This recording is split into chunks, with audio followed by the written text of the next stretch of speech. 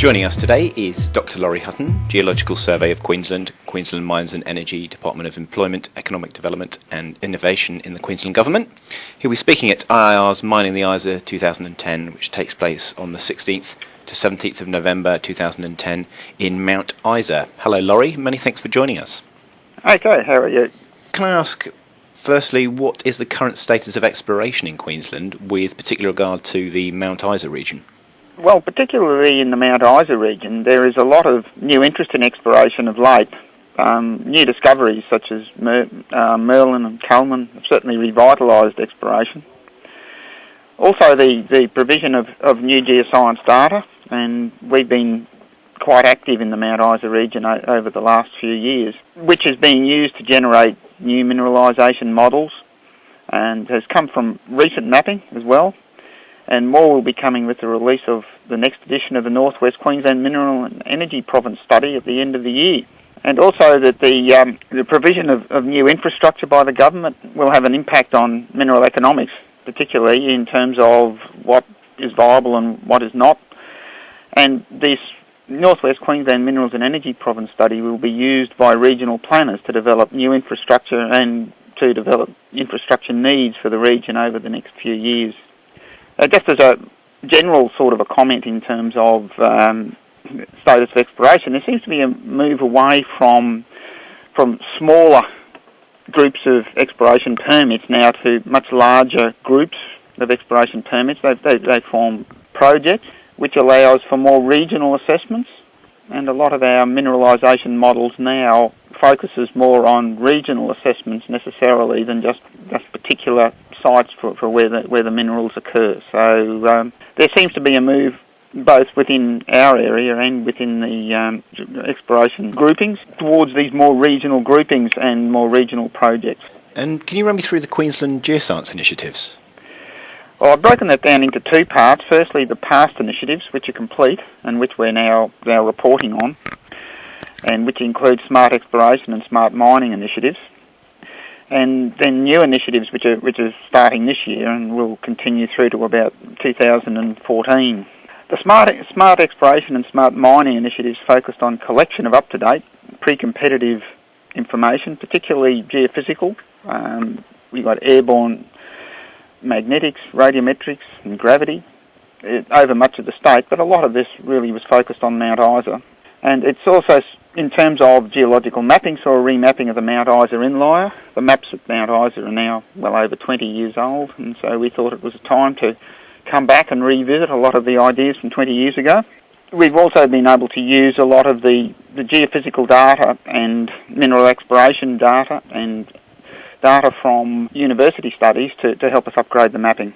And as part of these programs, we've run several deep seismic lines in order to study deep crustal structure and to try and link this deep crustal structure to the mineral deposits. And so that the release of this new edition of the Northwest Queensland Mineral and Energy Province study will look at developing that data. Now, the sorts of things that were collected under the smart exploration and smart mining were the radiometrics and magnetics that I've just spoken about, and the remapping. We've also extended a lot of the mapping out undercover, so that they include rocks which are part of the inlier but do not occur at the surface, because we see that a lot of the new discoveries are happening undercover rather than just necessarily in the part of the inlier where the rocks stick out of the ground. And we're looking at new deposit models, and some of these were developed during a CRC, a Cooperative Research Centre for Predictive Mineral Discoveries. They developed new deposit models for the region, and we've extended those, particularly with respect to our new mapping. The deep seismic I mentioned before has been collected in conjunction with Geoscience Australia and during the PMD CRC, and it allows us to develop better structural models. We've established a Queensland Exploration Geochemistry and Drill Hole database, which collects data that exploration companies have already collected, so that when new explorers come into the region, they don't have to go back and revisit all the things that have been collected in the past. The other areas that when it's rather difficult to put these into more layman's terms is a collection of multispectral mapping, and this is an airborne system which means we can identify certain minerals from the air, and that allows us to map some of the terrain, some of the things that previously we weren't able to do. We were only able to do by going onto the ground and looking at the minerals that were present. We can now do from the air, and so that gives us a little bit more ways of targeting particularly mineral deposits. We're building a new drill core facility at Mount Isa to provide better storage and retrieval of the exploration data, the exploration core that has been drilled. We produced a regolith map of Queensland, which covers all of the loose dirt, I suppose, at the top, but which explorers have to use to work out what the underlying structure really is and what the underlying geology is. We've also been directly assisting exploration using the Cooperative Drilling Initiative, and so far, Queensland-wide, we've helped fund 48 projects from 37 companies. The bulk of these seem to be occurring in the Mount Isa region. And we've also got a government initiative to target geothermal potential, which extends to parts of the Mount Isa region. And with regards to the Greenfields initiative, what's the chief purpose of that, and what sort of outcomes have you achieved so far? Well, the Greenfields initiative allows for $18 million to be spent over 4 years and is aimed at maintaining Queensland's global competitiveness, vigorously also marketing Queensland as a province of choice for explorers, and focusing exploration into greenfield regions that we think have not really had the focus in the past, but which we think do have potential, and also is enabling Queensland to take advantage of future mineral markets. And we sometimes find, for example, that new commodities need to be found as new technologies are developed, and so we're trying to position ourselves so that as these new commodities need to be found, that we've got the wherewithal to know where to go looking. The initiative is divided into several sort of smaller initiatives. The New Frontiers Initiative, the collaborative drilling, which is once again an extension of some of one of the projects that we had under the Smart Exploration and Smart Mining.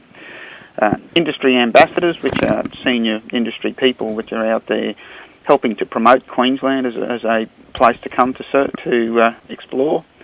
The Gas Security Initiative, which is looking at gas production. A Coal 2020 initiative, and also an Integrated Information Initiative, which is designed for online service delivery of large data sets.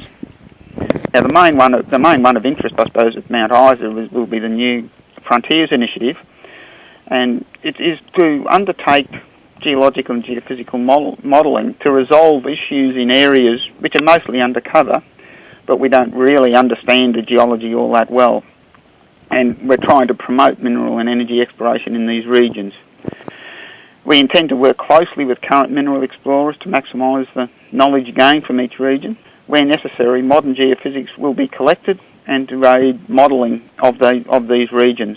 Now, some of these regions include a area we're calling the Northern Economic Triangle, and that includes a couple of projects out on the Lawn Hill platform, which includes the Big Century deposit, and also in the Quamby area, which once again is an area undercover to the north of where quite a few big deposits occur. And there's also, under this New Frontiers Initiative, some work in the Southern Thompson Fold Belt and the Galilee Basin framework. Dr Laurie Hutton, many thanks for your time today. Okay, thank you very much.